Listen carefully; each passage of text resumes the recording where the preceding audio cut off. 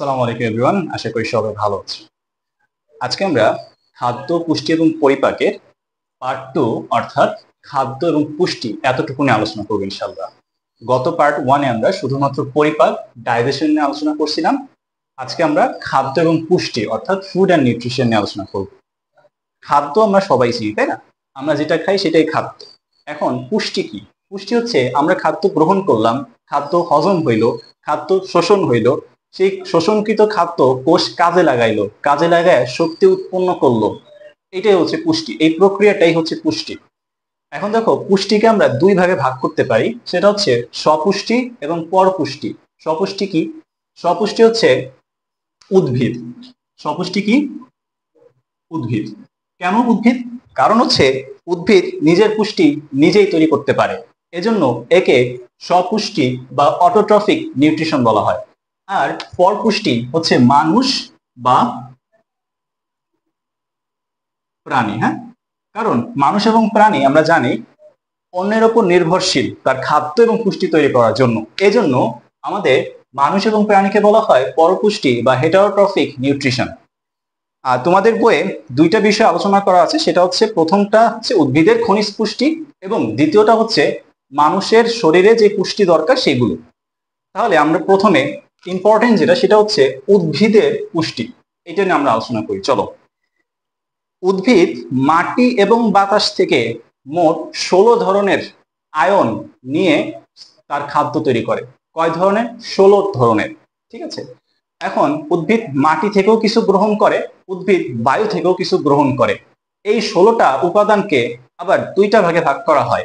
প্রথম যেই ভাগ সেটা হচ্ছে ম্যাক্রো নিউট্রিয়েন্ট, আরেকটা হচ্ছে মাইক্রো নিউট্রিয়েন্ট।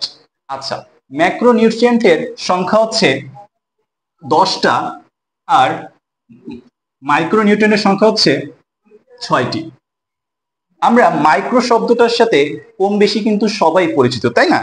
মাইক্রো হচ্ছে কোনো জিনিস যদি ছোট হয় তখন সেটাকে মাইক্রো বলা হয়। সাপোজ টু এটা একটা মাইক্রোফোন, অর্থাৎ যেটা ফোন থেকে ছোট সেটা হচ্ছে মাইক্রো ফোন। মাইক্রো বাস, বাস থেকে ছোট মিনি বাস অর্থাৎ ছোট বাস।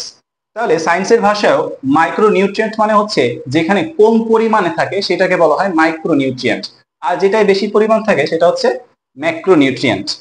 এখন যে 16টা উপাদান আছে তার 10টা থাকবে ম্যাক্রো নিউট্রিয়েন্টে এবং মাইক্রো নিউট্রিয়েন্টে থাকবে হচ্ছে কয়টা? 6টা। একে মাইক্রো নিউট্রিয়েন্ট বা না বলেও আমরা বলতে পারি মাইক্রো উপাদান। মাইক্রো উপাদান। আর ম্যাক্রো নিউট্রিয়েন্ট না বলে এটাকে আমরা বলতে পারি সেটা হচ্ছে ম্যাক্রো উপাদান। ওকে।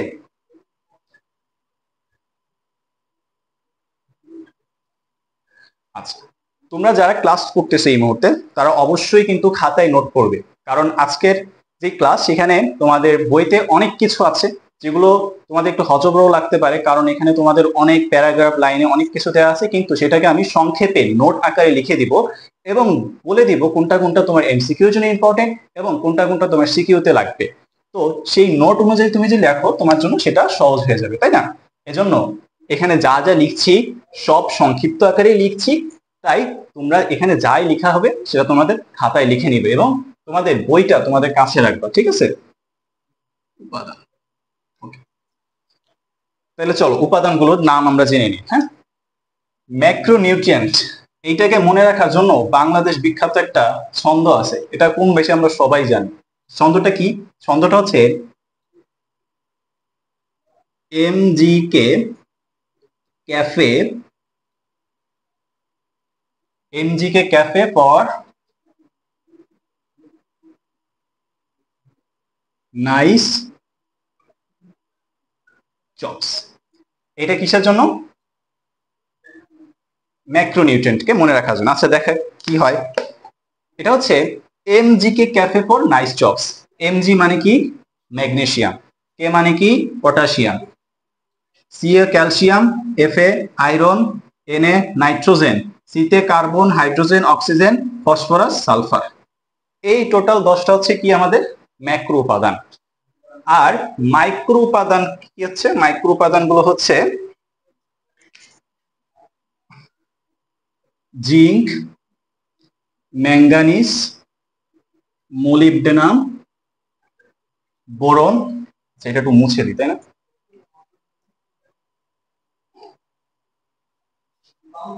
আচ্ছা, মুছা লাগবে না। আমরা বোরন, আর হচ্ছে কপার, আর হচ্ছে ক্লোরিন, অর্থাৎ এই ছয়টা হচ্ছে আমাদের মাইক্রোনিউট্রিয়েন্ট। মাইক্রোনিউট্রিয়েন্ট মানে হচ্ছে এগুলো কম প্রয়োজন হয়, এমন না যে এগুলো প্রয়োজন হয় না, এগুলো প্রয়োজন হয়, কিন্তু ম্যাক্রোনিউট্রিয়েন্ট থেকে এগুলো কম প্রয়োজন হয়।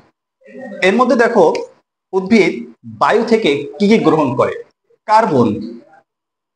এই কার্বন আমাদের উদ্ভিদ বায়ু থেকে গ্রহণ করে, কার্বন ডাই অক্সাইড থেকে। হাইড্রোজেন পানি থেকে গ্রহণ করে। অক্সিজেন কোথা থেকে গ্রহণ করে? বাতাস থেকে গ্রহণ করে। আর যে বাকিগুলো আছে সেগুলো আমাদের মাটি থেকে গ্রহণ করে, ঠিক আছে? কিন্তু মাটি থেকে কি ডাইরেক্ট ম্যাগনেসিয়াম গ্রহণ করে? উদ্ভিদ কি মাটি থেকে direct magnesium, direct calcium, direct potassium গ্রহণ করতে পারে? না, সেটা পারে না। কিভাবে তাহলে করে? সেটা করার জন্য উদ্ভিদ এই যে যে magnesium, phosphorus, calcium, ferrous, iron আছে, এগুলোর আয়ন হিসাবে গ্রহণ করে, আয়ন হিসেবে গ্রহণ করে। তাহলে দেখি, ম্যাগনেসিয়ামের আয়ন হচ্ছে Mg2+, পটাশিয়ামের হচ্ছে K+, ক্যালসিয়ামের হচ্ছে ক্যালসিয়াম 2+, অর্থাৎ এইভাবে আয়ন আকারে গ্রহণ করে। আচ্ছা,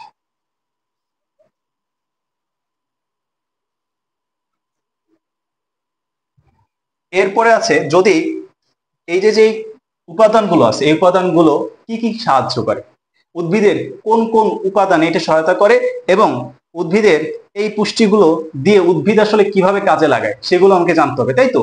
অর্থাৎ দেখো, ম্যাক্রোনিউট্রিয়েন্ট যেগুলো আছে সেগুলো তো অবশ্যই তাহলে উদ্ভিদের জন্য খুব বেশি ইম্পর্টেন্ট। তাহলে এখানে আছে কি কি, আমি আরেকবার একটু লিখে রাখি, সেটা হচ্ছে Mg, ক্যাফে, ফর,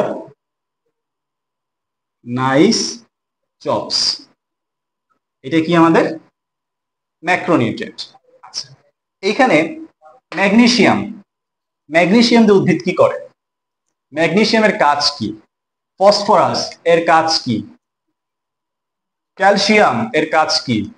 ফেরাসের কাজ কি? আয়রনের কাজ কি? নাইট্রোজেনের কাজ কি? নাইট্রোজেন দিয়ে উদ্ভিদ কি করে, তার কোনটা কি কাজে লাগে সেটা তোমাকে জানতে হবে, তাই তো? আচ্ছা, তাহলে চলো আমরা সেটাও জেনে নিব, ওকে? এবং এইটা তোমাদের বইয়ে অনেক বড় আকারে দেওয়া আছে, অনেক ব্যাখ্যা দেওয়া আছে, হ্যাঁ? এবার আমি তোমাদেরকে এটা একটু নোট আকারে লিখে দিব। কি করব? নোট আকারে লিখে দিব। তোমাদের প্রত্যেকের করণীয় হচ্ছে মাস্ট বি এই নোটটা লিখবা, সুন্দরভাবে তোমার খাতায় লিখবা। কেন লিখবা? সেটা হচ্ছে এখান থেকে এমসিকিউ আসবে, এখান থেকে তোমার সিকিউ আসতে পারে। সো এইটাকে যদি তুমি 1 2 3 সিরিয়াল দিয়ে আমি যেভাবে নোট করব সেভাবে নোট করে যদি খাতায় লিখে রাখো, তাহলে তোমার পরীক্ষার সময় সেটা বুঝতে সুবিধা হবে, তাই তো? এজন্য এখানে আমি যেই নোটটা লিখবো তোমরা সেটা লিখবা।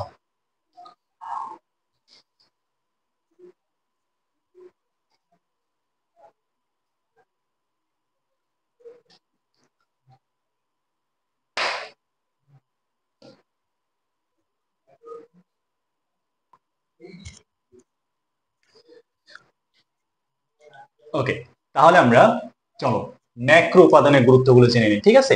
ম্যাক্রো উপাদান অর্থাৎ নাইট্রোজেন, ম্যাগনেসিয়াম, পটাশিয়াম, ফসফরাস এবং আয়রন, এই পাঁচটাই সাধারণত বেশি ইম্পর্টেন্ট, এজন্য এই পাঁচটার গুরুত্ব আমরা একটু জেনে নিই। এভাবে বোর্ডে যেভাবে লিখছি খাতায় সেম টু সেম ওইভাবে লিখো, ঠিক আছে? কারণ তুমি যদি পরীক্ষায় আসে যে উদ্ভিদের ম্যাক্রো উপাদানগুলোর গুরুত্ব ব্যাখ্যা করো, তখন তুমি এরকম সুন্দরভাবে পয়েন্ট দিয়ে এভাবে লিখে ফেলবা, ঠিক আছে? আচ্ছা, তাহলে চলো শুরু করি। প্রথমে আসি নাইট্রোজেন। নাইট্রোজেনের কাজ হচ্ছে সাধারণ দৈহিক বৃদ্ধিতে গুরুত্বপূর্ণ ভূমিকা রাখে, সাধারণ দৈহিক বৃদ্ধিতে গুরুত্বপূর্ণ ভূমিকা রাখে। কোষ কলায় পানির পরিমাণ বৃদ্ধি করে, এটা এমসিকিউতে আসে। কোষ কলায় পানির পরিমাণকে বৃদ্ধি করে কোনটি? নাইট্রোজেন, ওকে? এর অভাবে ক্লোরোফিল অণু সৃষ্টিতে ব্যাহত হয়, ক্লোরোফিল অণু সৃষ্টিতে ব্যাহত হয়, এবং খাদ্য প্রস্তুত ব্যাহত হইলে কি হয়? শ্বসনে বিঘ্ন ঘটে, ওকে? এটা হচ্ছে নাইট্রোজেনের গুরুত্ব। নাইট্রোজেনের অভাবে কি হয়? ক্লোরোফিল অণু সৃষ্টিতে ব্যাহত হয়, এটা দৈহিক বৃদ্ধিতে সাহায্য করে এবং কোষ কলায় পানির পরিমাণ বৃদ্ধি করে। এটা হচ্ছে নাইট্রোজেনের কাজ। আচ্ছা, চলো এবার ম্যাগনেসিয়ামের কাজে যাই। ম্যাগনেসিয়াম হচ্ছে, দেখো ম্যাগনেসিয়ামের কাজও সেম, ক্লোরোফিলের অণুর গুরুত্বপূর্ণ একটা উপাদান। ক্লোরোফিল অণুর গুরুত্বপূর্ণ কি উপাদান। তাহলে চলো তো আমরা একটু জেনে নিই যে ক্লোরোফিল অণুটা সংকেত কি। দেখো তো, ক্লোরোফিল অণুর সংকেত হচ্ছে ক্লোরোফিল এ, ক্লোরোফিল এ এর সংকেত হচ্ছে C25H72O5N4Mg। বড় একটা সংকেত, তাই না? এই সংকেতটা তোমাদের জানলেও হবে আর না জানলেও হবে। এটা শুধুমাত্র তোমাদেরকে দেখাইলাম হচ্ছে এটা দেখানোর জন্য যে এখানে নাইট্রোজেনও আছে, ম্যাগনেসিয়ামও আছে। তাহলে ক্লোরোফিল অণুর গুরুত্বপূর্ণ দুইটা উপাদান কি কি? নাইট্রোজেন এবং ম্যাগনেসিয়াম। তাহলে দেখো, ক্লোরোফিল অণুর গুরুত্বপূর্ণ উপাদান হচ্ছে ম্যাগনেসিয়াম এবং নাইট্রোজেন দুইটাই। এবং এর অভাবে কি হয়? ম্যাগনেসিয়ামের অভাবে সালোক সংশ্লেষণে ব্যাহত হয়। সালোক সংশ্লেষণে কি হয়? ব্যাহত হয়। আচ্ছা, এবার চলো আমরা পটাশিয়াম সম্পর্কে জানি। পটাশিয়ামের গুরুত্ব হচ্ছে এটি পত্ররন্ধ্র খোলা এবং বন্ধে সহায়তা করে। পত্ররন্ধ্র খোলা এবং বন্ধে সহায়তা করে। পত্ররন্ধ্র কি? পত্ররন্ধ্রের মধ্যে, পত্ররন্ধ্র, রন্ধ্র শব্দের অর্থ কোনো ছিদ্র, এবং পত্র মানে হচ্ছে পাতা, অর্থাৎ পাতার মধ্যে যে ছিদ্র থাকে, যেই ছিদ্র দিয়ে উদ্ভিদ সূর্যালোক গ্রহণ করে তার খাদ্য তৈরি করে, সেই পত্ররন্ধ্র খোলা এবং বন্ধে সহায়তা করে কোনটি? পটাশিয়াম। এটার আরেকটা কাজ আছে, আরেকটা কাজ হচ্ছে পানি শোষণে এটি সাহায্য করে। পানি শোষণে সাহায্য করে। উদ্ভিদ মাটি থেকে যেই পানি গ্রহণ করে, সেই পানিকে শোষণ করতে পটাশিয়াম সহায়তা করে থাকে এবং উদ্ভিদের বৃদ্ধি নিয়ন্ত্রণ করে। এই তিনটা পটাশিয়ামের ক্ষেত্রে ইম্পর্টেন্ট। ওকে, নাইট্রোজেন পড়লাম, ম্যাগনেসিয়াম আমরা পড়লাম। আচ্ছা, এবার হচ্ছে ফসফরাস। Very very important. এটা হচ্ছে তোমাদের এমসিকিউতে প্রায় আসে যে মূল বর্ধনের জন্য কোনটি অত্যন্ত কি গুরুত্বপূর্ণ। সেটি কি হচ্ছে? ফসফরাস। মূল বর্ধনের জন্য অত্যন্ত গুরুত্বপূর্ণ কোনটি? ফসফরাস। এছাড়া এই phosphorus DNA, RNA, NADP, ATP এর গাঠনিক উপাদান। আমরা যখন ডিএনএ আরএনএ পড়বো তখন দেখবো ওখানে ফসফরাস আছে, যেটা আমরা ডিএনএ এবং আরএনএ যে চ্যাপ্টার আছে যখন আসবে তখন আমরা সেটা গাঠনিক গাঠনিক যেই চিত্র আছে সেই গাঠনিক চিত্র দিয়ে আমরা সেটা দেখিয়ে দেবো ইনশাআল্লাহ। আচ্ছা, এইবার আসি ইম্পর্টেন্ট জিনিস, সেটা হচ্ছে আয়রন বা ফেরাস, Fe। এই আয়রন সাইটোক্রোমের গাঠনিক উপাদান। ভেরি ভেরি ইম্পর্টেন্ট যে নিচের কোনটি সাইটোক্রোমের গাঠনিক উপাদান, সেটা হচ্ছে কি? আয়রন। এখন প্রশ্ন হতে পারে যে ভাইয়া সাইটোক্রোম কি? সাইটোক্রোম হচ্ছে একটা প্রোটিন, হিমোপ্রোটিন। সাইটোক্রোম কি? একটা হিমোপ্রোটিন। এই সাইটোক্রোমের কাজ কি? এই সাইটোক্রোমের কাজ হচ্ছে উদ্ভিদ যে খাবারটা মাটি থেকে গ্রহণ করে সেটাই সাইটোক্রোমের মাধ্যমে গ্রহণ করে। ক্লাস 11-12 একটা চ্যাপ্টার আছে উদ্ভিদ সাহিত্যত্ব, সেখানে একজন বিজ্ঞানীর নাম লেখা আছে, নাম হচ্ছে বিজ্ঞানী লুন্ডেগড়। তিনি তার সাইটোক্রোম পাম্প মতবাদের মধ্যে তিনি উল্লেখ করছেন যে উদ্ভিদ কিভাবে খাদ্যকে মাটি থেকে শোষণ করে। তাহলে সেই সাইটোক্রোম হচ্ছে ফসফরাস আয়রন হচ্ছে সাইটোক্রোমের গাঠনিক উপাদান। সাইটোক্রোম যদি একটু বলি সেটা হচ্ছে সাইটোক্রোম 4 প্রকার হয়ে থাকে। সাইটোক্রোম এ, সাইটোক্রোম বি, সাইটোক্রোম সি এবং সাইটোক্রোম C1। এইটা একটা প্রোটিন, যেই প্রোটিনের মধ্যে ইলেকট্রন প্রবাহ হয়, যেইটার মধ্যে কি হয়? ইলেকট্রন প্রবাহিত হয়। এই সাইটোক্রোমে F এর মধ্যে Fe2+ এবং Fe3+ থাকে। এইটা ইলেকট্রনকে গ্রহণ করে, অর্থাৎ সাইটোক্রোম একটা ইলেকট্রন বাহক হিসাবে কাজ করে। ঠিক আছে, এজন্যই বলা হয়েছে যে আয়রন বা Fe2+ বা Fe3+ এটা হচ্ছে সাইটোক্রোমের গাঠনিক উপাদান। এখানে আমরা যতগুলোই পড়লাম, নাইট্রোজেন পড়লাম, ম্যাগনেসিয়াম পড়লাম, পটাশিয়াম পড়লাম, ফসফরাস পড়লাম, আর হচ্ছে আয়রন পড়লাম, এগুলো সবগুলোই উদ্ভিদ আয়ন হিসাবে গ্রহণ করে। আমরা অনেক সময় আমাদের জমিতে সার ব্যবহার করে থাকি। এখন অনেক সময় শুনবা ইউরিয়া সার প্রয়োগ করছে, ইউরিয়ার মধ্যে কি থাকে জানো? ইউরিয়ার মধ্যে থাকে নাইট্রোজেন। অর্থাৎ আমাদের জমিতে যদি নাইট্রোজেনের অভাব ঘটে তাহলে আমরা ইউরিয়া সার দেই। আচ্ছা, আর যদি আমাদের জমিতে পটাশিয়ামের অভাব হয়, মিউরেট অফ পটাশ ইউজ করি। মিউরেট অফ কি? পটাশ ইউজ করি। ফসফরাস হলে আমরা ইউজ করি হচ্ছে triple super phosphate. Triple super phosphate, TSP. Okay, ফসফরাসের অভাব হলে মূল বর্ধনের অত্যন্ত গুরুত্বপূর্ণ ডিএনএ আরএনএ এনএডিপি গাঠনিক উপাদান, এই টিএসপি আমরা ইউজ করে থাকি। তাহলে এগুলো হচ্ছে আমাদের ম্যাক্রো উপাদানের গুরুত্ব।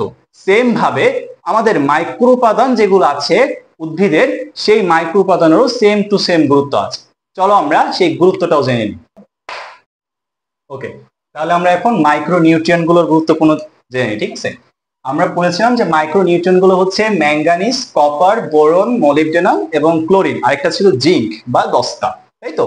চলো প্রথমে আসি ম্যাঙ্গানিজ। ম্যাঙ্গানিজের গুরুত্ব হচ্ছে ক্লোরোপ্লাস্ট গঠন এবং সংরক্ষণের জন্য ম্যাঙ্গানিজ প্রয়োজন। ক্লোরোপ্লাস্ট গঠন এবং সংরক্ষণের জন্য ম্যাঙ্গানিজ প্রয়োজন। এটা এমসিকিউর জন্য ইম্পর্টেন্ট। ওকে, আচ্ছা পরেরটায় যাই। পরেরটা হচ্ছে কপার। টমেটো, সূর্যমুখী উদ্ভিদের স্বাভাবিক বৃদ্ধির জন্য কপার বা তামার প্রয়োজন হয়। এমসিকিউতে আসে যে সূর্যমুখী উদ্ভিদের স্বাভাবিক বৃদ্ধির জন্য কোনটি ইম্পর্টেন্ট, কপার বা টমেটোর স্বাভাবিক বৃদ্ধির জন্য কোনটি বেশি ইম্পর্টেন্ট, কপার বা তামা? ওকে, টমেটো এবং সূর্যমুখী, এই দুইটা একটা মনে রাখবা। পরে আসি বোরন। উদ্ভিদের সক্রিয়ভাবে বর্ধনশীল অঞ্চলের জন্য বোরন প্রয়োজন এবং চিনি পরিবহনে পরোক্ষ প্রভাব বিস্তার করে। এইটা very very important for MCQ. এটা প্রায় আসে যে চিনি পরিবহনে পরোক্ষ ভূমিকা রাখে কে, সেটা হচ্ছে বোরন। আচ্ছা, এবার আসি মলিবডেনাম। অণুজীব উদ্ভিদে বায়বীয় নাইট্রোজেন সংবধনের জন্য মলিবডেনাম প্রয়োজন। এখানে অণুজীব বলতে সাধারণত ব্যাকটেরিয়াকে বোঝানো হয়েছে, অর্থাৎ ব্যাকটেরিয়ার বায়বীয় নাইট্রোজেনের সংবন্ধনের জন্য মলিবডেনাম প্রয়োজন হয়। আচ্ছা, পরে হচ্ছে আমাদের ক্লোরিন। সুগার বিটের মূল এবং কাণ্ডের বৃদ্ধির জন্য ক্লোরিন প্রয়োজন হয়। সুগার বিটের মূল এবং কাণ্ডের বৃদ্ধির জন্য ক্লোরিন প্রয়োজন হয়। এইখান থেকে সাধারণত তোমাদের এমসিকিউ আসে।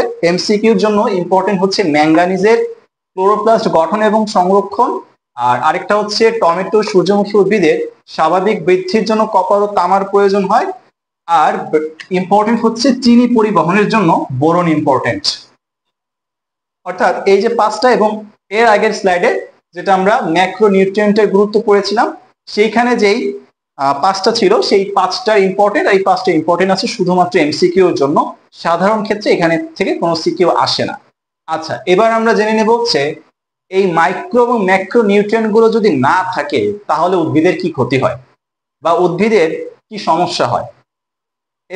মাইক্রো এবং ম্যাক্রোনিউট্রিয়েন্ট গুলো না থাকার কারণে যে সমস্যা হয় তাকে বলা হয় ডেফিসিয়েন্সি সিনড্রোম, অর্থাৎ অভাবজনিত রোগ বা অভাবজনিত লক্ষণ।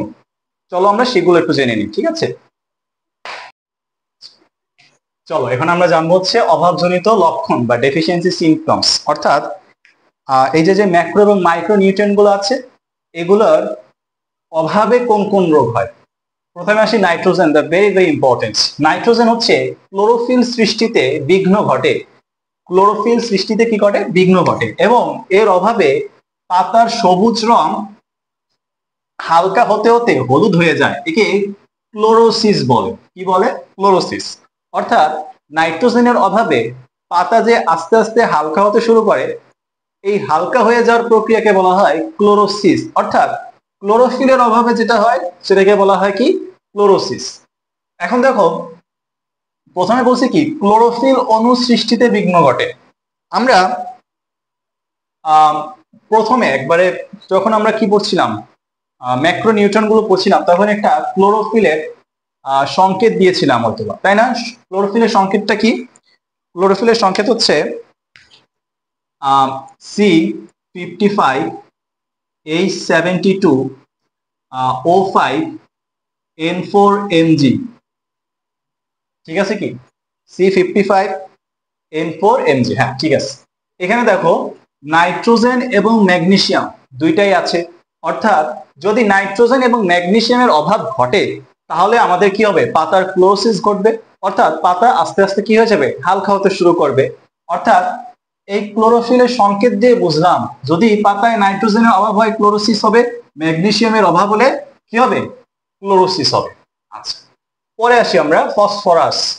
ফসফরাসের অভাবে পাতার রং বেগুনি হয়ে যায়, কি হয়ে যায়, বেগুনি হয়ে যায়, এবং উদ্ভিদের বৃদ্ধি বন্ধ হয়ে যায়, উদ্ভিদের বৃদ্ধি বন্ধ হয়ে যায় এবং উদ্ভিদ খর্বাকার হয়ে যায়। কোশ্চেনে আসে কোনটির অভাবে উদ্ভিদ খর্বাকার হয়ে যায়, কোনটির অভাবে উদ্ভিদের পাতার রং বেগুনি হয়ে যায়, অ্যান্সার কি, ফসফরাস। আচ্ছা, পরে আসি আমরা পটাশিয়াম। পটাশিয়ামের অভাবে পাতার শীর্ষ এবং কিনারা হলুদ হয়ে যায়, শীর্ষ এবং কিনারা, নট পাতা, পাতার শীর্ষ এবং কিনারা। কোশ্চেনে যদি দেয় কোনটির অভাবে পাতা হলুদ হয়ে যায়, অ্যান্সার হবে নাইট্রোজেন। কারণ দেখো এর অভাবে পাতার রং সবুজ থেকে হালকা হালকা হইতে হইতে হলুদ হয়ে যায়, অর্থাৎ পুরো পাতার রঙই তখন হলুদ হয়ে যায়।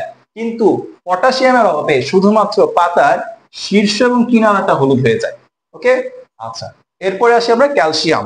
ক্যালসিয়াম হচ্ছে কোষের সাইটোসোলে ক্যালসিয়ামের স্বাভাবিক মাত্রার সাথে সম্পর্কিত, এবং মাত্রা কমে গেলে মাইটোকন্ড্রিয়ার অক্সিডেটিভ ফসফোরাইলেশন প্রক্রিয়া ও এন্ডোপ্লাজমিক রেটিকুলামের প্রোটিন ট্রাফিং এর বিপর্যস্ত হয়। এবার আসি একটু বুঝাই, কোষের সাইটোসোল কি, সাইটোসোল হচ্ছে সাইটোপ্লাজমে অবস্থিত জলীয় একটা অংশ, ওই জলীয় অংশে ক্যালসিয়ামের স্বাভাবিক মাত্রার সাথে সম্পর্কিত, এবং এর অভাবে কি হয়, এর অভাবে মাইটোকন্ড্রিয়ার অক্সিডেটিভ ফসফোরাইলেশন প্রক্রিয়া, অক্সিডেটিভ ফসফোরাইলেশন প্রক্রিয়া কি, সেটা হচ্ছে মাইটোকন্ড্রিয়া যেই প্রক্রিয়ায় এটিপি তৈরি করে সেই প্রক্রিয়াটাকে বলা হয় অক্সিডেটিভ ফসফোরাইলেশন, এবং এটি এন্ডোপ্লাজমিক রেটিকুলামের প্রোটিন ট্রাফিকিং এর বিপর্যস্ত হয়, অর্থাৎ উদ্ভিদের প্রোটিন এন্ডোপ্লাজমিক রেটিকুলাম বহন করে, এজন্য এন্ডোপ্লাজমিক রেটিকুলাম এর মধ্যে প্রোটিন ট্রাফিকিং হয়।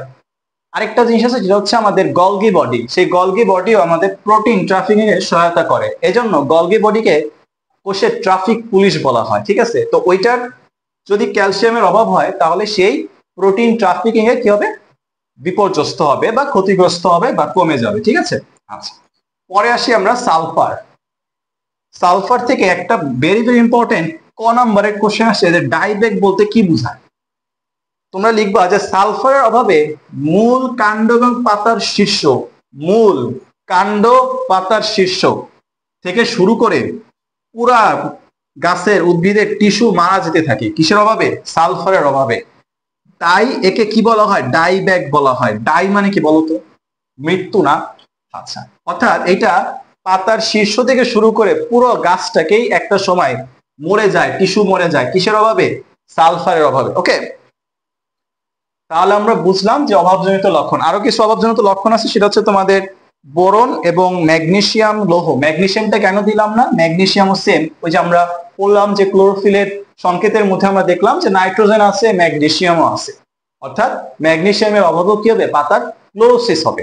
ওকে, এজন্য আমরা ম্যাগনেসিয়ামটা পড়লাম না। আচ্ছা, এবার আসি আরেকটা হচ্ছে লৌহ। তোমাদের বইটা একটু দেখো, লৌহ পৃষ্ঠা মনে হয় 89 আমার বইয়ে, পৃষ্ঠা 89-তে লেখা আছে যে লৌহের অভাবে প্রথমে কচি পাতার রং হালকা হয়ে যায় এবং পাতার সরু শিরার মধ্যবর্তী স্থানে প্রথম হালকা হয় এবং ক্লোরোসিস হয়। অর্থাৎ লৌহের অভাবেও তোমার কি হয়, ক্লোরোসিস হয়, এবং এটা কচি পাতার রংকে হালকা করে দেয়। ঠিক আছে, এটা তোমরা পারবা, হ্যাঁ, একবার পড়ে নিবা। আর এইখানে যেটা লিখছি, হ্যাঁ, এইটা তোমরা খাতায় অবশ্যই লিখবা, কারণ এইটা যদি লেখা থাকে তোমার এইটা বই পড়ার দরকার নেই, কারণ এইখানে যে লাইনগুলো আছে এইগুলাই সাধারণত তোমার এক্সামে আসে বা এমসিকিউতে আসে। ওকে, এইটা একটু তোমরা খাতায় লিখে রাখবা। ওকে,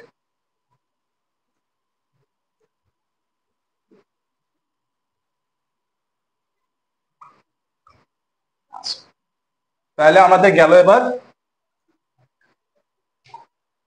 উদ্ভিদের পুষ্টি উপাদান, কিন্তু আমাদের এখন পড়া শেষ, তাই না? এখন তোমাদের কি আছে বলো, আমরা তো উদ্ভিদ পড়ালাম, তাই না? উদ্ভিদ পড়ার পর এবার আসে প্রাণী, অর্থাৎ প্রাণীর এবং খাদ্য এবং পুষ্টি। আমরা পরিপাক চ্যাপ্টারে পড়ছিলাম তাই না, পরিপাক পার্টে যে আমাদের যে মানুষ তারা 6 ধরনের খাবার খায়, কি কি?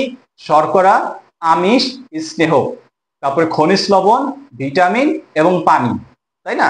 এইগুলাই তো আমাদের শরীরের জন্য কি পুষ্টি, এগুলাই তো খাবার, এই খাবার থেকে তো আমাদের পুষ্টি আসে, অর্থাৎ এগুলো আমাদের পুষ্টি। আরেক ধরনের পুষ্টি খাবার আছে, সেটা হচ্ছে রাফেজ। এই রাফেজ কি? রাফেজ হচ্ছে শাকসবজি খাও না, শাকসবজির খোসা থাকে না, আমরা ডাটা খাই, এই ডাটা হচ্ছে একটা রাফেজ। এই রাফেজের কাজ কি? এই রাফেজের কাজ হচ্ছে আমাদের বৃহদন্ত্রে শোষণ ঘটায়, শোষণ ঘটানোর ফলে কি হয়? আমাদের মল ত্যাগ করতে সুবিধা হয়। হ্যাঁ, এগুলো আমরা হজম করতে পারি না। এইটার মধ্যে কি থাকে জানো? সেলুলোজ এবং লিগনিন থাকে। কি থাকে? সেলুলোজ এবং লিগনিন। এই সেলুলোজ এবং লিগনিন আমাদের শরীর সরাসরি পরিপাক করতে পারে না বা শোষণ ঘটাইতে পারে না, তাই এটা আমাদের সরাসরি হজম না হয়ে এটা আমাদের মলের মাধ্যমে তাড়াতাড়ি নিষ্কাশিত হতে ব্যবহার হয় বা সাহায্য করে। ঠিক আছে, এই জন্য আমাদের রাফেজের একটা গুরুত্ব আছে। এটা গরু ছাগল যারা আছে তারা ডাইরেক্ট কি করতে পারে? হজম করতে পারে। অর্থাৎ গরু ছাগলের মধ্যে সেলুলোজ হজম করার জন্য যে এনজাইম দরকার হয় সেই এনজাইম আছে, কিন্তু আমাদের মধ্যে সেই এনজাইমটা কি নাই। আচ্ছা, তোমাদের বইয়ে প্রাণীর খাদ্য এবং পুষ্টিতে সেই জিনিসগুলো লেখা আছে যে আমিষ, শর্করা, স্নেহ, খনিজ লবণ, পানি, রাফেজ। হ্যাঁ, দেখো প্রত্যেকটার ক্ষেত্রে লেখা আছে, তোমাদের বই খোলো। হ্যাঁ, আমি প্রথমে বলছিলাম যে বই কিন্তু লাগবে, বই ছাড়া কিন্তু পড়া হবে না, তাই না? বই ছাড়া কিন্তু পড়া যাবে না। সো দেখো, আমিষ হচ্ছে দেহের বৃদ্ধি সাধন এবং ক্ষয় পূরণ করে। কোনটা কি সেটা একটু পড়ে নেবা, এটা বোঝানোর কিছু নাই। হ্যাঁ, তাও আমি একবার বলতেছি, শুনো। ওকে, শর্করা হচ্ছে দেহের শক্তি উপাদানে সহায়তা করে। দেহের কি করে? শক্তি উপাদানে সহায়তা করে। আর আমাদের চর্বি জাতীয় যে খাদ্য সেটা দেহের তাপ এবং শক্তি উৎপাদন করে। কি বললাম? আমিষ হচ্ছে দেহের বৃদ্ধি সাধন করে, সরি আমিষ না, শর্করা হচ্ছে দেহের বৃদ্ধি সাধন করে, আমিষ হচ্ছে আমাদের কি করে? দেহের শক্তি উৎপাদন করে, আর চর্বি হচ্ছে দেহের তাপ উৎপাদন করে। পরে দেখো, খাদ্য প্রাণ বা ভিটামিন এটা রোগ প্রতিরোধে সহায়তা করে। এখন তোমাদের খ নাম্বার একটা প্রশ্ন আসে যে ভিটামিনকে কেন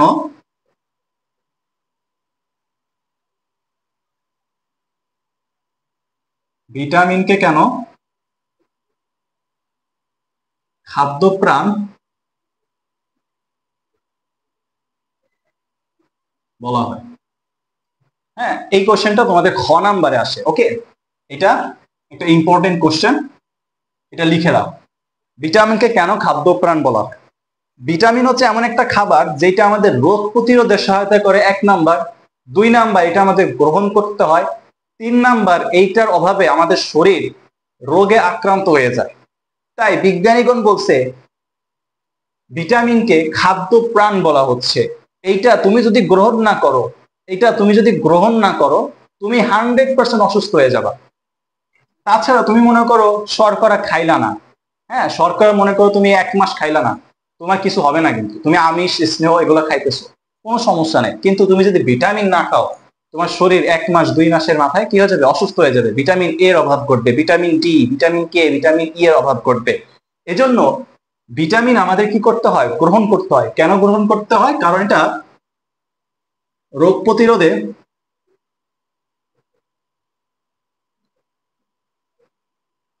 সহায়তা রোগ প্রতিরোধে সহায়তা করে। 2 নাম্বার কি? এটি আমাদের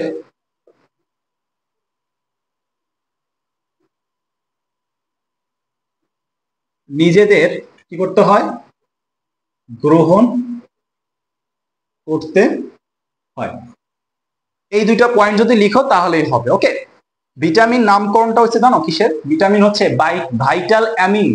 এই 2টা শব্দ থেকে ভিটামিন আসছে। বিজ্ঞানীগণ ভিটামিনকে ভেঙে দেখলো যে এর মধ্যে আছে অ্যামিন।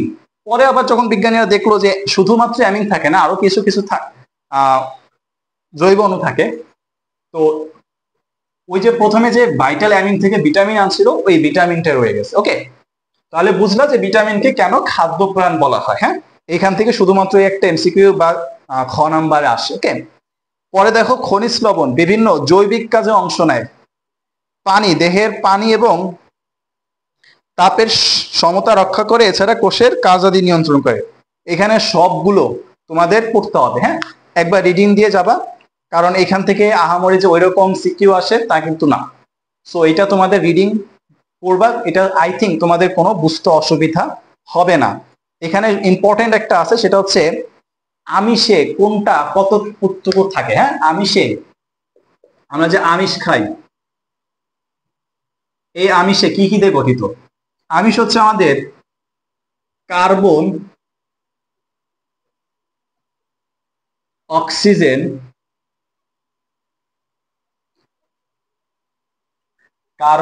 অক্সিজেন, হাইড্রোজেন,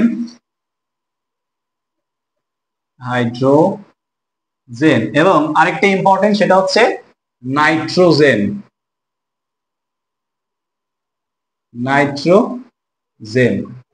এই চারটা উপাদান যে কি তৈরি? আমিষ তৈরি। এই চারটার মধ্যে তোমাদের নাইট্রোজেন হচ্ছে 16%। নাইট্রোজেন কি? নাইট্রোজেন নিজেই থাকে কি 16%। এটা এমসিকিউ তে আসে, ওকে, যে নাইট্রোজেন কত পার্সেন্ট থাকে। আচ্ছা, এরপর আছে তোমাদের শর্করা বা কার্বোহাইড্রেট। এগুলো তোমরা পড়ে নেবে, আই থিঙ্ক এখানে তোমাদের বুঝতে কোনো কিছু অসুবিধা হবে না। আর শর্করাতে একটা চার্ট আছে, দেখো শর্করাতে বলা হয়েছে যে এক শর্করা, আমরা এটা মুছে দিই, ভিটামিনকে কেন খাদ্য প্রাণ বলা হয়, এটা তোমরা পারবে ইনশাআল্লাহ। শর্করাতে যে আমরা দেখলাম যে এক শর্করা, দ্বি শর্করা, বহু শর্করা নামে তিনটা অপশন আছে একটা চার্টে। কি কি আছে?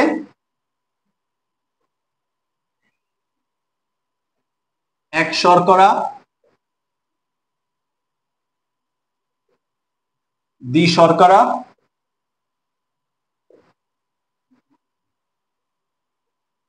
বহু শর্করা। এক শর্করা হচ্ছে এটা একটা মনোস্যাকারাইড। এটাকে কি বলা হয়? মনোস্যাকারাইড। আমরা যে গ্লুকোজ খাই, কি খাই? গ্লুকোজ। আমরা উদাহরণগুলো লিখবো, কারণ উদাহরণগুলো আসে যে কোনটি মনোস্যাকারাইডের উদাহরণ, কোনটি মনোস্যাকারাইডের উদাহরণ, অর্থাৎ এক শর্করার উদাহরণ। এটা হচ্ছে ডাইস্যাকারাইড এবং এটা হচ্ছে পলিস্যাকারাইড। ওকে, এটা কি? পলিস্যাকারাইড। আচ্ছা, গ্লুকোজ, এটা সংকেত কি হবে? C6H12O6। এটা কি আমাদের এক শর্করার উদাহরণ। ওকে, এবার আমরা যাব দ্বি শর্করা। আচ্ছা, তো আজান দিচ্ছে তো একটু বিরতি দিই। ওকে, আচ্ছা, আমরা পড়ছিলাম হচ্ছে এক শর্করা, দ্বি শর্করা, বহু শর্করা, তাই না? আচ্ছা, এক শর্করা হচ্ছে গ্লুকোজ, যার সংকেত হচ্ছে C6H12O6। তারপরে দ্বি শর্করার উদাহরণ হচ্ছে তোমাদের চিনি, তারপর হচ্ছে ল্যাকটোজ। ওকে, ল্যাকটোজ, চিনি, ল্যাকটোজ, এগুলোর সংকেত হচ্ছে C12H22O11। ওকে, আচ্ছা, আর বহু শর্করার মধ্যে আছে হলো শ্বেতসার,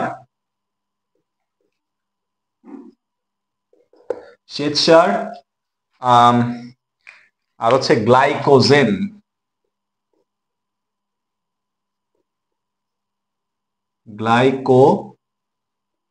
হ্যাঁ, এগুলোর সংকেত হচ্ছে C12 থেকে বড়, C18 হইতে পারে, হ্যাঁ, তারপরে হচ্ছে তোমার C24 হইতে পারে। এজন্য এটাকে কি বলা হয়? বহু শর্করা। এগুলোর ইংলিশ নাম সাধারণত আসে, সেটা হচ্ছে এক শর্করার ক্ষেত্রে বলা হয় মনোস্যাকারাইড,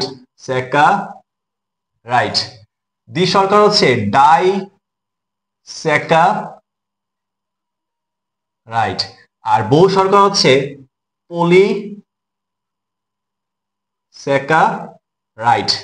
মনো মানে এক, ডাই মানে দুই, আর পলি মানে বহু। অর্থাৎ স্যাকারাইড, মনোস্যাকারাইড মানে হচ্ছে এক শর্করা, ডাইস্যাকারাইড মানে হচ্ছে দ্বি শর্করা, আর পলিস্যাকারাইড মানে হচ্ছে বহু শর্করা। এবং এটার উদাহরণ আছে তোমাদের, উদাহরণ এখানে বলা হয়েছে যে এটা হচ্ছে তোমাদের ফলের রস, আর এটা হচ্ছে চিনি, ল্যাকটোজ, এটা একটা উদাহরণ, হ্যাঁ, আর এটা হচ্ছে তোমাদের সুক্রোজ। এটাকে কি বলা হয়? সুক্রোজ।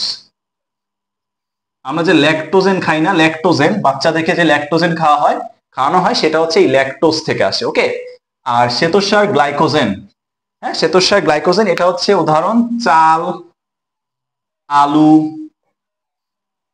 আটা, হ্যাঁ, এগুলো। আচ্ছা, তাহলে এইগুলো আমাদের কি শর্করা যে শ্রেণী বিভাগ সেগুলো। ওকে, এরপরে তোমাদের বইয়ে আছে হচ্ছে স্নেহ জাতীয় খাদ্য।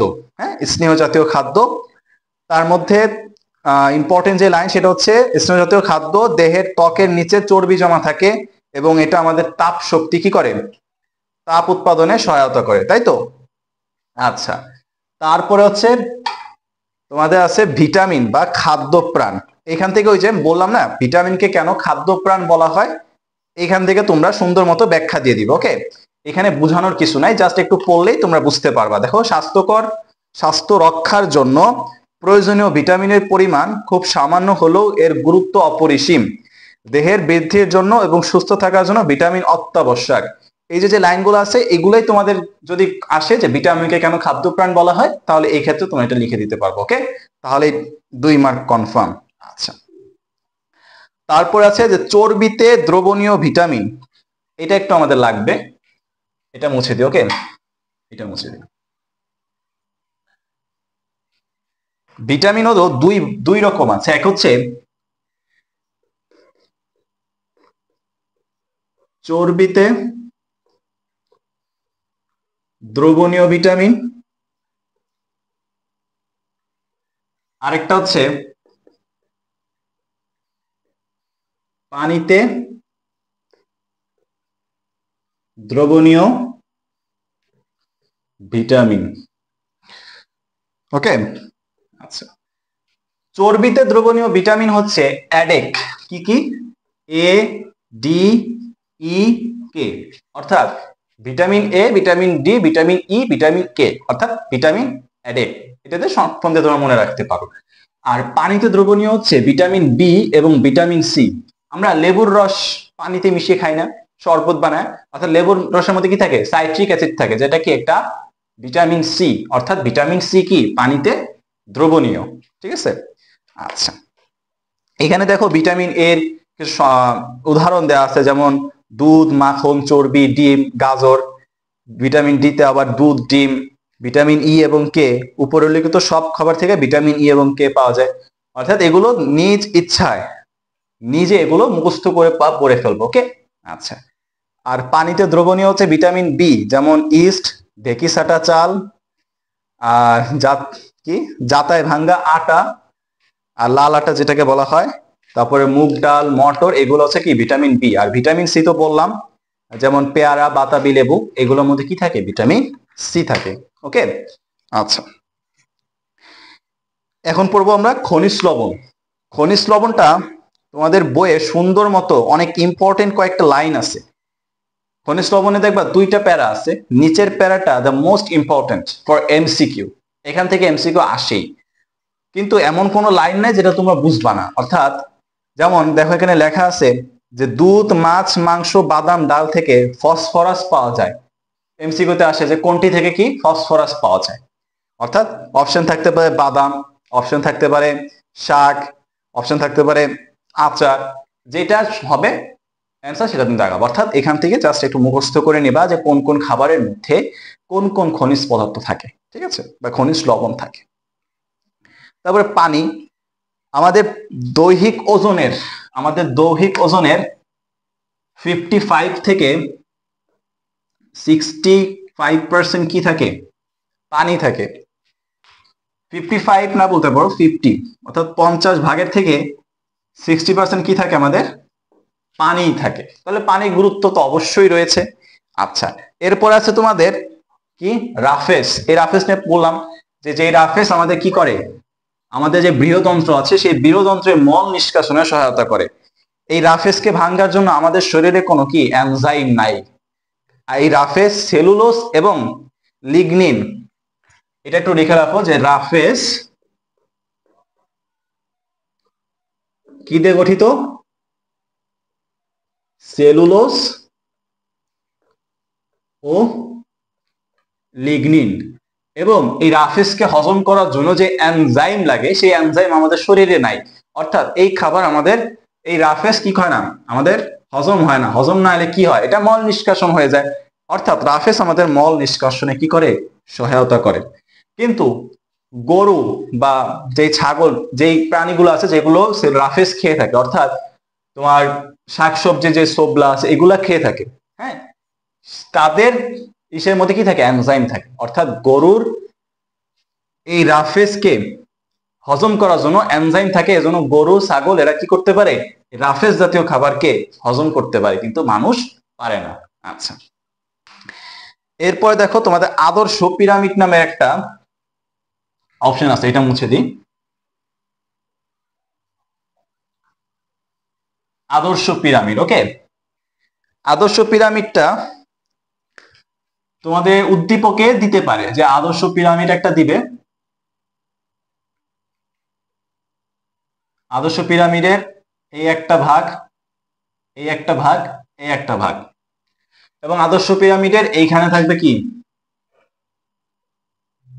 শর্করা। এখানে কি থাকবে, শর্করা। এখানে থাকবে ভিটামিন ও খনিজ। এখানে থাকবে কি, আমিষ। এবং এখানে থাকবে কি, স্নেহ। ওকে, এখন এটা দ্বারা কি বুঝি আমরা, খাদ্য পিরামিড হচ্ছে এমন একটা জিনিস যেটা তুমি দৈনন্দিন জীবনে গ্রহণ করো, খাদ্য, ঠিক আছে। আমরা আমাদের দৈনন্দিন জীবনে শর্করাটাকে কিন্তু বেশি গ্রহণ করি, দেখো তো, তাই না? আমরা কি করি, শর্করাটাকেই বেশি গ্রহণ করি, তারপরে গ্রহণ করি ভিটামিন, তারপরে খাই আমিষ, তারপরে খাই স্নেহ। কারণ আমাদের স্নেহ কি কম দরকার হয়, বেশি একটা স্নেহ দরকার হয় না, সবচেয়ে বেশি দরকার হয় কি, আমাদের শর্করা। হ্যাঁ, এটাই বোঝানো হয়েছে, এটাই খাদ্য পিরামিড দিয়ে বোঝানো হয়েছে, যে আমাদের দৈনন্দিন জীবনে কোন কোন খাবার আমাদের কতটুকু প্রয়োজন হয়, ঠিক আছে। আচ্ছা, এরপরে দেখো তোমাদের একটা ইম্পর্টেন্ট জিনিস আছে, সুষম খাদ্যের বৈশিষ্ট্য। সুষম, কালি নাই, সুষম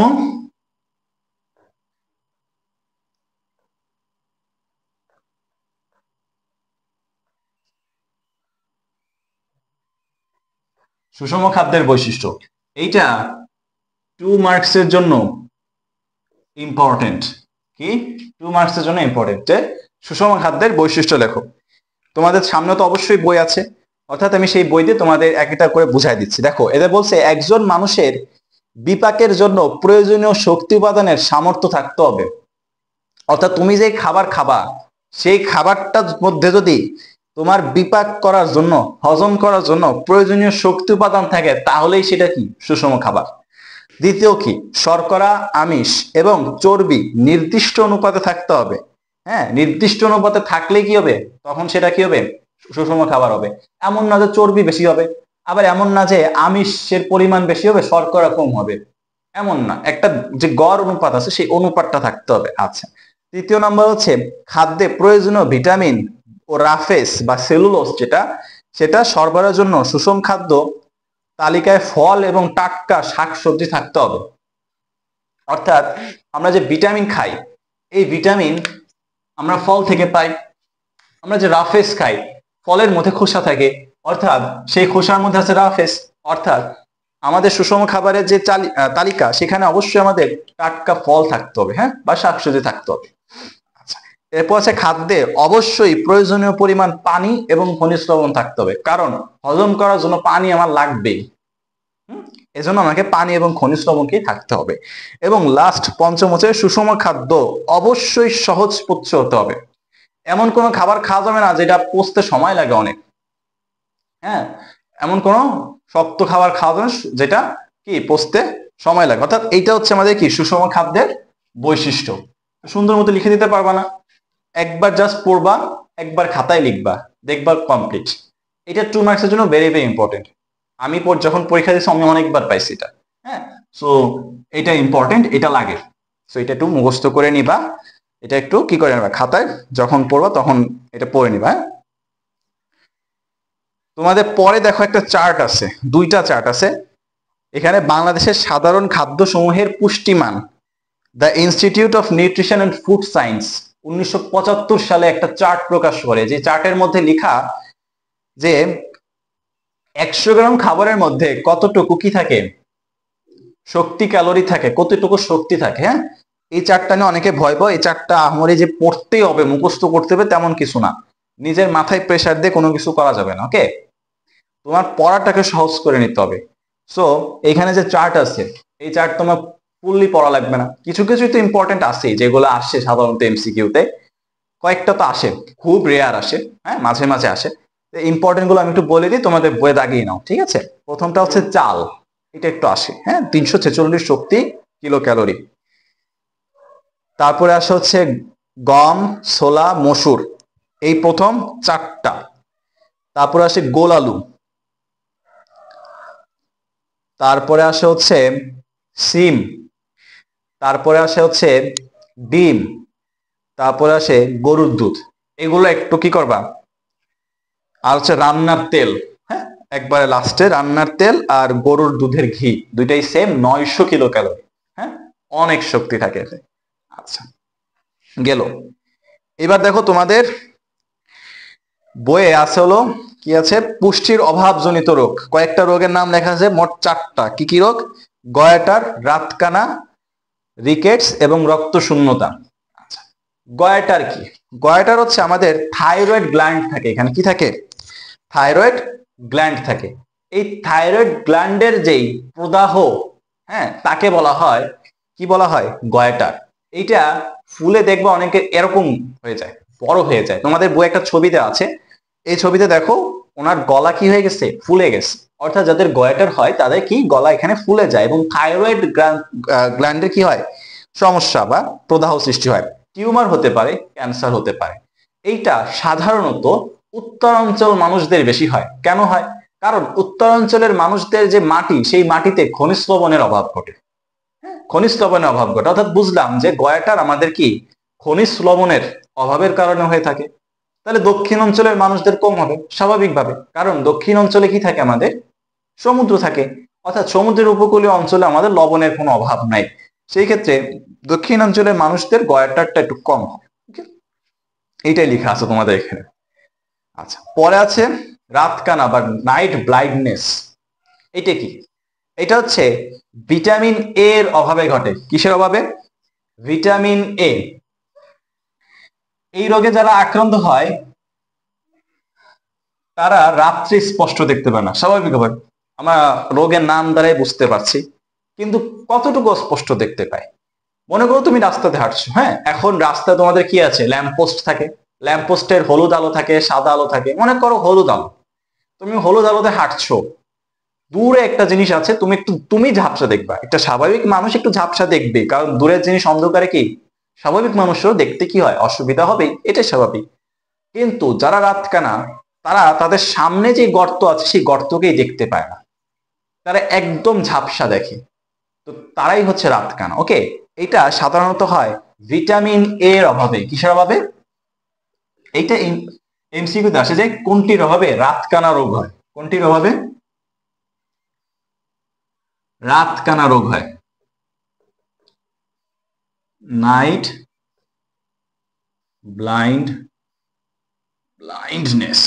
ওকে, আচ্ছা। এরপরে দেখো, এইটার প্রতিরোধে কি করতে হবে? ভিটামিন এ সমৃদ্ধ খাবার খেতে হবে। মিষ্টি কুমড়া খেতে হবে, গাজর খেতে হবে, আম খেতে হবে, মৌসুমী ফল খেতে হবে। হ্যাঁ, তারপর হচ্ছে মাছের যে কলিজা, মাছের যকৃতে যে তেল আছে, এগুলো খেতে হবে। এগুলো হচ্ছে ভিটামিন এ থাকে। হ্যাঁ, এগুলো খেলে কি হবে? এই রাতকানা রোগ প্রতিরোধ করা সম্ভব হবে।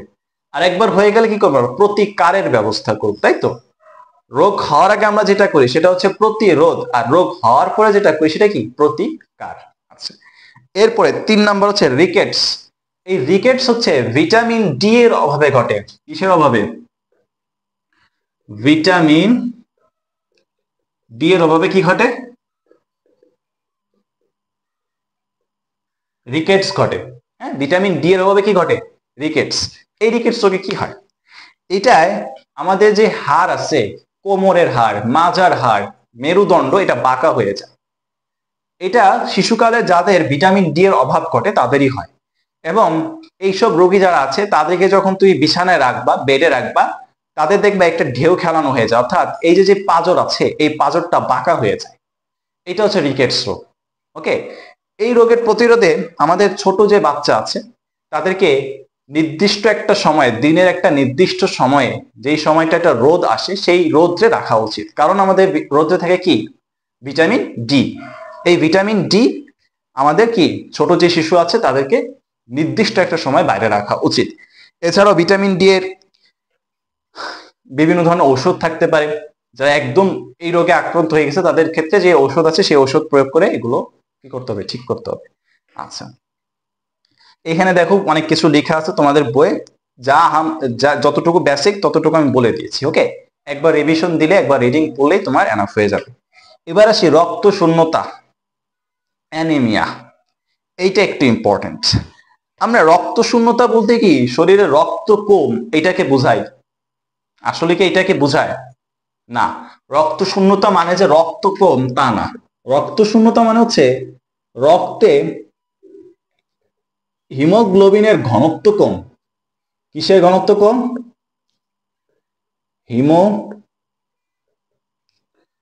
হিমোগ্লোবিনের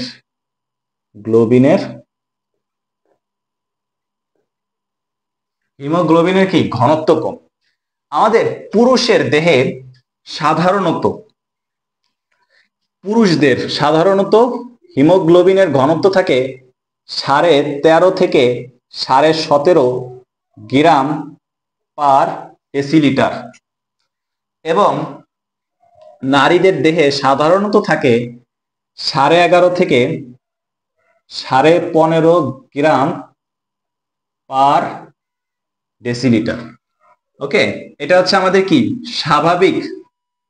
স্বাভাবিক হিমোগ্লোবিনের ঘনত্ব। যদি কারো এই ঘনত্বের নিচে থাকে, পুরুষদের মনে করা আছে 10, তাহলে তার হিমোগ্লোবিনের ঘনত্ব কম, সেই ক্ষেত্রে সে রক্ত শূন্যতায় ভুগবে। কোন নারীর মনে করো হিমোগ্লোবিনের ঘনত্ব 9, সে কি হবে? রক্ত স্বল্পতায়, শূন্যতায় কি ভুগবে। তাহলে এটাই হচ্ছে কি আমাদের রক্ত শূন্যতা। আরেকটা রোগ আছে, সেটা হচ্ছে থ্যালাসেমিয়া। হ্যাঁ, থ্যালাসেমিয়া, যাদেরও কি হিমোগ্লোবিনে কি ঘনত্ব কম থাকে। এটা একটা জেনেটিক রোগ। হ্যাঁ, এটা একটা কি জেনেটিক রোগ। এটা তোমার বাবার থাকতে পারে, বাবা বাহক হতে পারে, তোমার মা আক্রান্ত হতে পারে।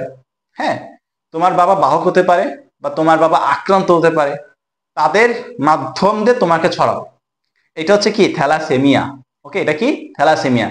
এই রোগে যারা সাধারণত আক্রান্ত হয় তাদের প্রতি মাসে বা একটা ডোজ আছে, সেই ডোজে তাদেরকে বাইরে থেকে রক্ত শরীরে দিতে হয়। হ্যাঁ, বাইরে থেকে শরীরে রক্ত দিতে হয়।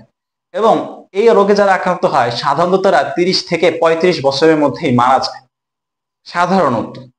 হ্যাঁ, সো এই রোগটা হচ্ছে কি আমাদের রক্ত স্বল্পতার একটা ধরন বা রক্ত শূন্যতার একটা ধরন। হ্যাঁ, আচ্ছা, এইবার আসি আমরা একটু ইম্পর্টেন্ট টপিকে, সেটা হচ্ছে তোমাদের পুষ্টি গণনা।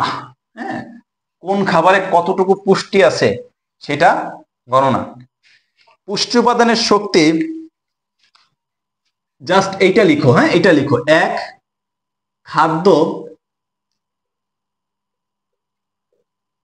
খাদ্য ক্যালোরি সমান 1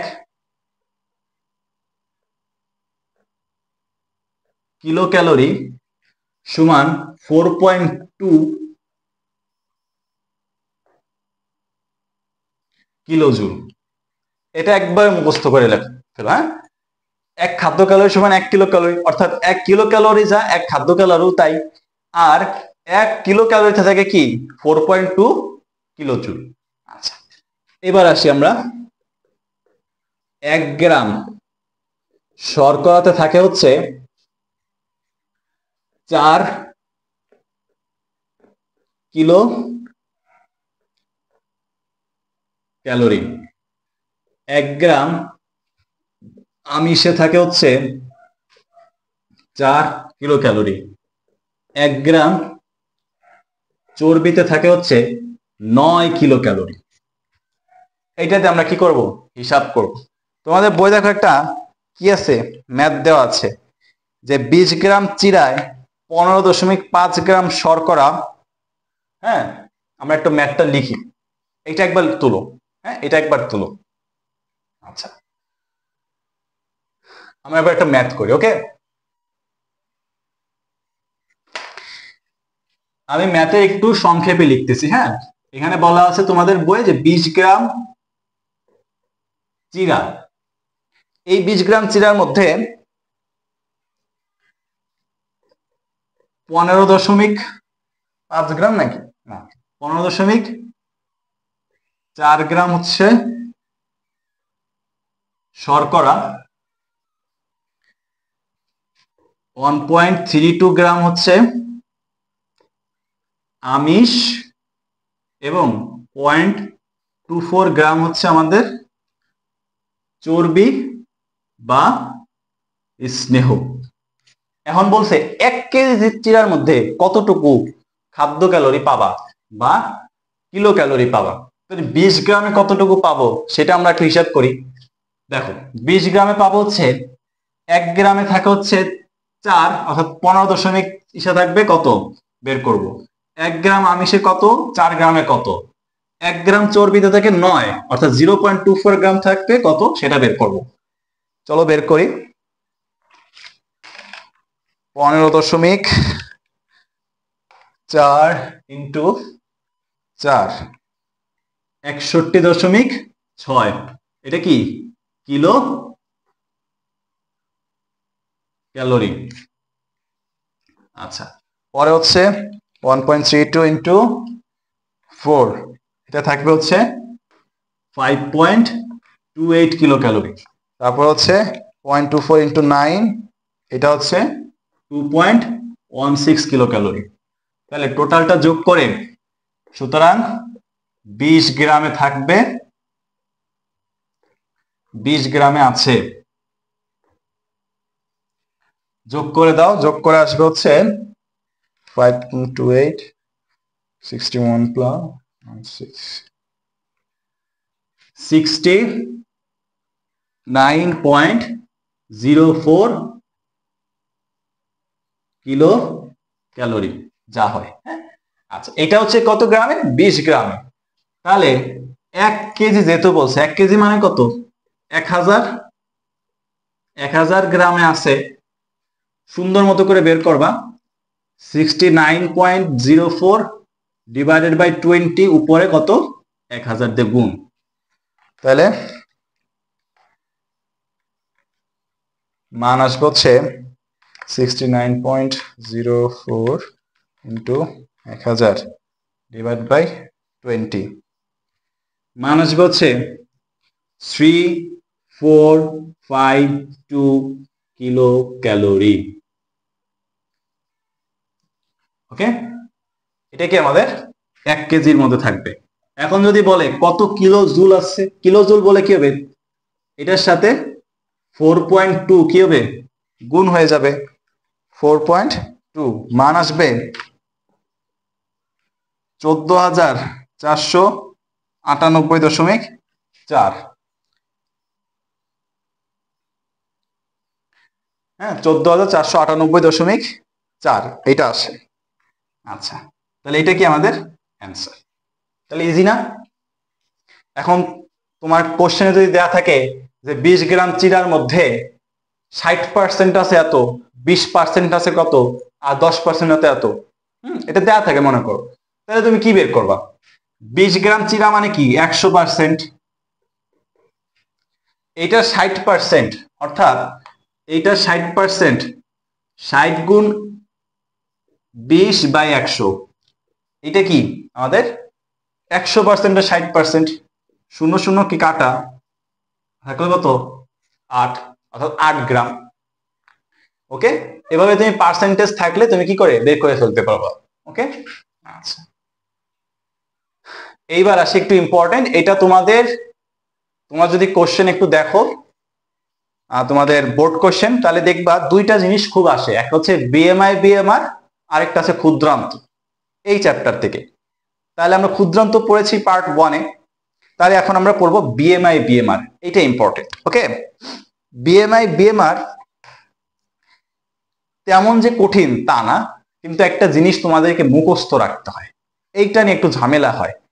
যেমন বিএমআর কে তোমাদের বইয়ে বিএমআর কি? বিএমআর হচ্ছে basal metabolic rate.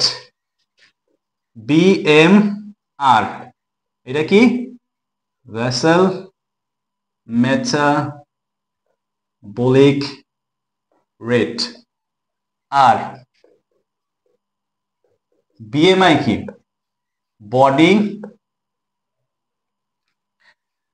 Body mass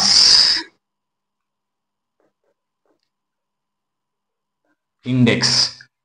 এই বিএমআর হচ্ছে, তুমি মনে করো সারাদিন কোনো কাজ করলে না, শুধু সারাদিন ফোন টিপলা, পড়ালেখা নাই, কিছু নাই, একবারে তুমি তোমার খাটে বসে আছো, কোনো কিছু নাই, সারাদিন সকালে উঠছো, ওই বিছানায় আসো, রাত্রে আবার ঘুমাইছো, এই যে তুমি শুয়ে আছো, কোনো কাজ করো নাই, তাও তোমার শরীরের ভিতরে একটা শক্তি ব্যয় হয়েছে।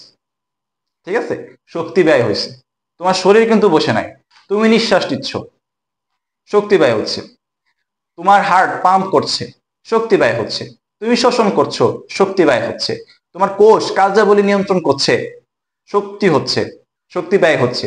অর্থাৎ তোমার শরীর যতই কাজ করুক আর না করুক, তুমি কাজ করো বা না করো, তোমার শক্তি কিন্তু কাজ করে, তোমার শরীর, এবং এই কাজ করার ফলে শক্তি কিন্তু ব্যয় হয়। তাহলে সেটাই হচ্ছে কি আমাদের বিএমআর। অর্থাৎ তুমি বিশ্রামরত অবস্থায় তোমার শরীর যে শক্তি ব্যয় করবে সেটার নাম হচ্ছে কি? বিএমআর। ওকে, আচ্ছা। আর বডি মাস ইন্ডেক্স হচ্ছে তোমার উচ্চতা এবং তোমার ওজনের গড়ন। তোমার মনে করো তোমার ওজন আর তোমার উচ্চতা মিটার, এটার স্কোয়ার করবা, এটা কি আমাদের বিএমআই। এটা কেন বের করা হয়? এটা বের করা হয় হচ্ছে তোমার উচ্চতা অনুযায়ী তোমার শরীরের ওজন ঠিক আছে কিনা সেটা বের করার জন্য। সো এইটা কিন্তু সহজ সূত্র, ওজন উচ্চতা মিটার স্কোয়ার। কিন্তু প্রশ্ন আছে, এখানে যেই মানটা আসবে এই মানটা কি তোমার শরীরের জন্য ঠিক আছে কিনা সেটা তোমাকে বুঝতে হবে। মনে করো কারো মান বেরোইছে 18.5, 18.5 এর নিচে, 18.5 কত নিচে, আমরা একটা মানগুলো একটু লিখি। হ্যাঁ, এইটার মান আসে হচ্ছে, প্রথম মান আসে 18.5 এর নিচে, দ্বিতীয় মান আসে হচ্ছে 18.5 থেকে 24.99, 24.99 থেকে আসে হচ্ছে 29.99, 30 থেকে আসে 34.99, আর 5 নাম্বারে আসে হচ্ছে, আচ্ছা 5 নাম্বার আসে 35 থেকে তোমাদের 39.99, আর 6 নাম্বার হচ্ছে 40-এর উপরে। কারো যদি বিএমআই এর মান 18.5 নিচে আসে তাহলে বুঝতে হবে তার ওজন কম তার উচ্চতা অনুযায়ী। এখন কারো যদি 18.5 থেকে 24.99 এর মধ্যে আসে তাহলে বুঝতে হবে তার ওজন কি একদম পারফেক্ট। আর 3 নাম্বারটা হচ্ছে, যদি কেউ দেখে তার বিএমআই এর মান 25 ছাড়াই গেছে, হ্যাঁ 25 ছাড়াই গেছে, সেই ক্ষেত্রে বুঝতে হবে তার ওজন কি বেশি, তার ওজন কমাইতে হবে। আচ্ছা, এরপরে হচ্ছে 30 থেকে 34.9, এটা হচ্ছে মোটা হওয়ার প্রথম স্তর, মোটা হওয়ার প্রথম স্তর। পরে হচ্ছে 35.39.99, এটা হচ্ছে মোটা হওয়ার দ্বিতীয় স্তর। আর 40-এর বেশি যারা, তারা হচ্ছে অলরেডি কি মোটা, তাদের কি করতে হবে? ওজন কমাইতে হবে। আচ্ছা, এটা হচ্ছে স্বাভাবিক, এটা হচ্ছে অতিরিক্ত ওজন, এটা প্রথম স্তর মোটা, এটা দ্বিতীয় স্তর মোটা, আর এটা হচ্ছে অতিরিক্ত মোটা। আচ্ছা, ওকে, এটা হচ্ছে আমাদের কি গেল বিএমআই। ওকে, এবার আসি আমরা বিএমআর। বিএমআর হচ্ছে, বিএমআর কে বের করার জন্য তোমাদের বইয়ে একটা ভেন্ডিকের সূত্র দেওয়া আছে। কি আছে? ভেন্ডিকের সূত্র দেওয়া আছে। সূত্রটা একটু জটিল, বাট বুঝার কিছু নাই। সূত্রটা ডাইরেক্ট কি করতে হবে, মুখস্থ করতে হবে। ওকে, তাই আমি সূত্রটা লিখলাম না, তোমাদের বইয়ে সুন্দর মতো দেওয়া আছে যে মেয়েদের বিএমআর বের করার জন্য কি করতে হবে, সেটা হচ্ছে 655 প্লাস 9.6 ইন্টু ওজন 1.8, উচ্চতা সেন্টিমিটারে, উচ্চতা কিসে, সেন্টিমিটারে। বিএমআই এর সময় কি কি ছিল, বিএমআই এর সময় ছিল উচ্চতা মিটারে, আর বিএমআর এর সময় উচ্চতা কোথায় থাকবে, সেন্টিমিটারে। এটা কি হবে, স্কয়ার হবে, ওটা স্কয়ার নাই। আচ্ছা, তারপর হচ্ছে -4.7 ইন্টু বয়স। আর ছেলেদের বিএমআর 66 প্লাস 30.7 ওজন 5 ইন্টু উচ্চতা আর হচ্ছে 6.8 ইন্টু বয়স।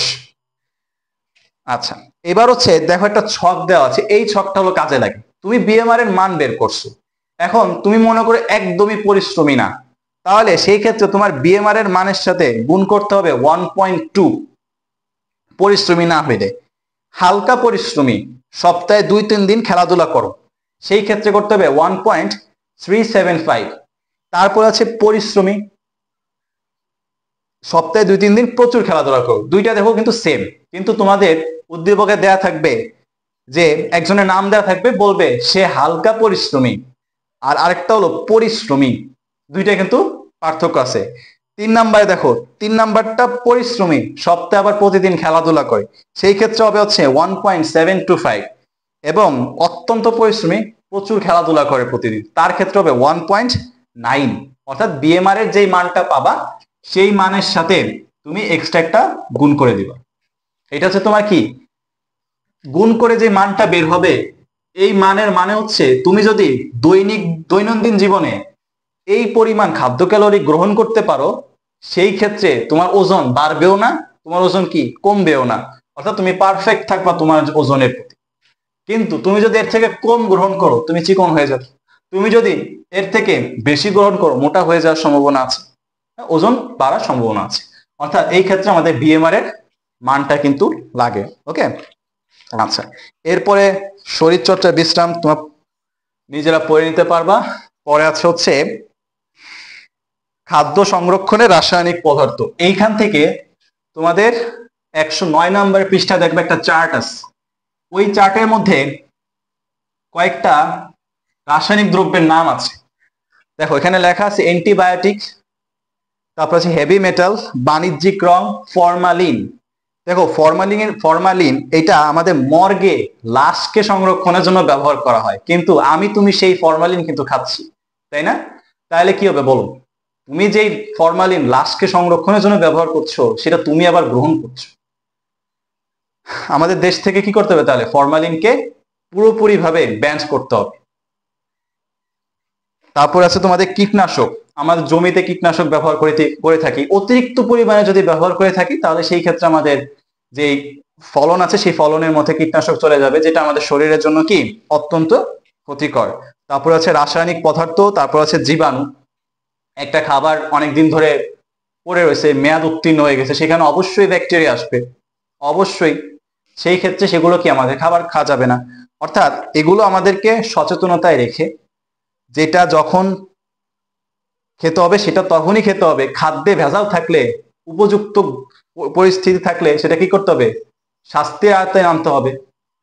তাহলে এই চ্যাপ্টার থেকে, এই টপিক থেকে শুধুমাত্র তোমাদের ঘ নাম্বারে মাঝে মাঝে আসতে পারে যে খাদ্য সংরক্ষণের ক্ষেত্রে আমরা কি কি করতে পারি। সেই ক্ষেত্রে তোমাদের এই যে চার্ট আছে, এই চার্ট অনুযায়ী তোমরা কি করে দিবা, ব্যাখ্যা করে দিবা। ওকে, আচ্ছা, তাহলে মোটামুটি শেষ, তাই তো?